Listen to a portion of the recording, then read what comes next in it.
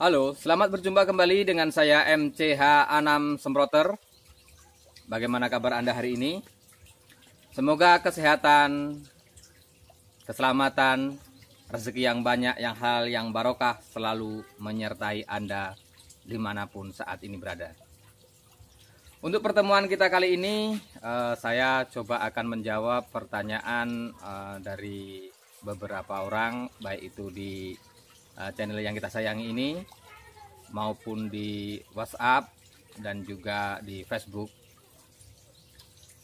Mas, tolong Mas sekalian sebutkan merek dagangnya Mas,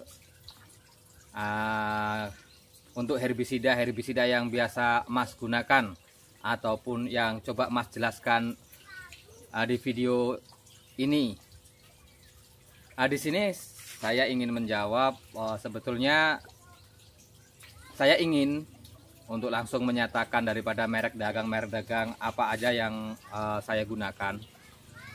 Akan tetapi ini terkait dengan kode etik, karena ada beberapa daripada agronomis dari beberapa perusahaan yang berbeda, yang otomatis memiliki produk yang berbeda, itu adalah rekan saya sendiri.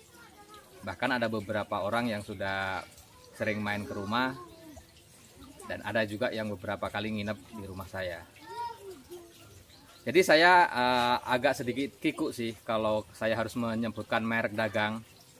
Kalau harus semua saya sebutkan, tentu akan menjadi kebingungan kepada si penanya.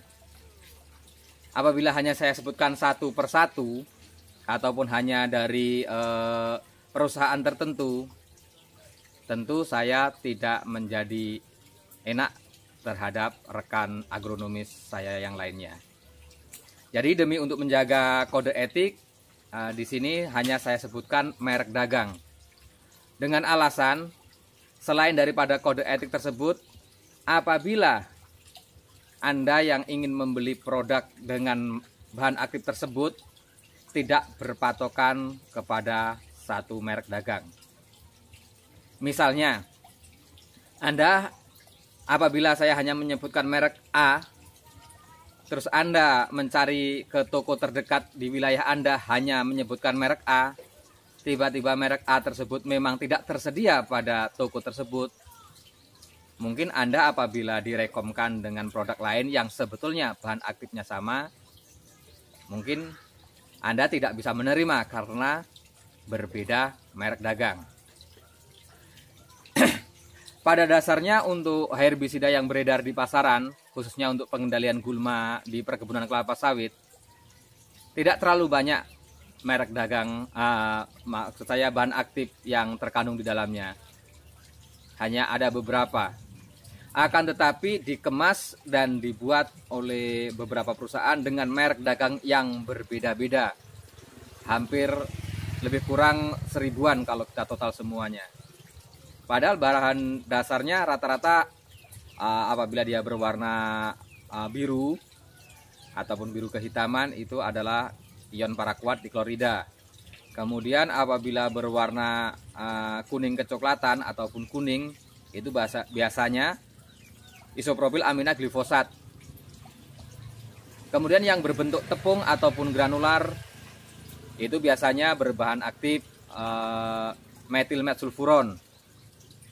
Lalu yang cairan biasanya warnanya agak sedikit coklat kehitaman. Biasanya dalam kemasan kecil ya, antara 200, 400, 500 itu yang berada di pasaran ya. Ini kita cerita mengenai di pasaran, bukan untuk plantation ya. Nah, itu biasanya berbahan aktif 2,4-D dimetilamina. Selain itu ada beberapa bahan aktif yang sebenarnya beredar di pasaran tapi sangat jarang digunakan, yaitu fluroxifir dan juga triklopir. Triklopir masih agak sedikit sering digunakan sih, bahkan untuk sebagian orang masih dibuat sebagai campuran. Tapi kalau kami sendiri hampir tidak pernah menggunakan sebagai campuran. Selain itu ada bahan aktif yang biasanya hanya perusahaan yang menggunakan. Ini terkait mengenai harga-harganya. yaitu amonium glifosenat. Jadi dari sini sebetulnya tidak banyak, akan tetapi dikemas oleh perusahaan dengan merek dagang yang berbeda-beda, baik itu dari sisi bahan kadar persentase bahan aktifnya. Biasanya kan kalau untuk racun kontak itu biasanya ada yang 135, 190, 200 hingga ke 276 SL. Bahkan ada yang lebih dari itu. Tapi standar yang selalu saya gunakan yaitu 276 SL. Itu untuk paraquat dichlorida. Ataupun orang bilang racun bakar, racun kontak ataupun racun akar. Racun bakar tadi ya. Kalau racun akar kebanyakan orang bilang kan glifosat itu ada racun akar ataupun sistemik. Sebetulnya sangat-sangat sederhana sih penjelasannya. Kenapa saya tidak menyebutkan merek dagang? Alasannya yaitu tadi untuk memberi kesempatan kepada Anda apabila membeli di toko pertanian tentu akan banyak pilihan. Karena saya sendiri kan freelance nih. Jadi kalau saya hanya menyebutkan 1 atau 2 merek dagang, itu bisa diartikan seolah-olah saya ini orang dari perusahaan tertentu yang bertugas untuk mempromosikan daripada merek tersebut. Dan itu tentunya tidak adil bagi rekan-rekan agronomis saya yang lainnya. Jadi saya rasa di sini sudah sangat jelas alasan saya kenapa saya tidak menyebutkan merek dagang.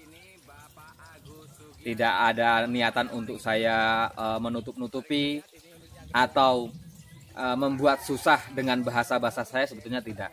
Karena pada dasarnya memang seperti itu alasannya.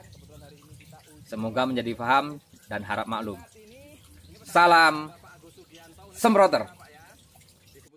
Untuk saat ini masih menggunakan daya daripada listrik via adapter.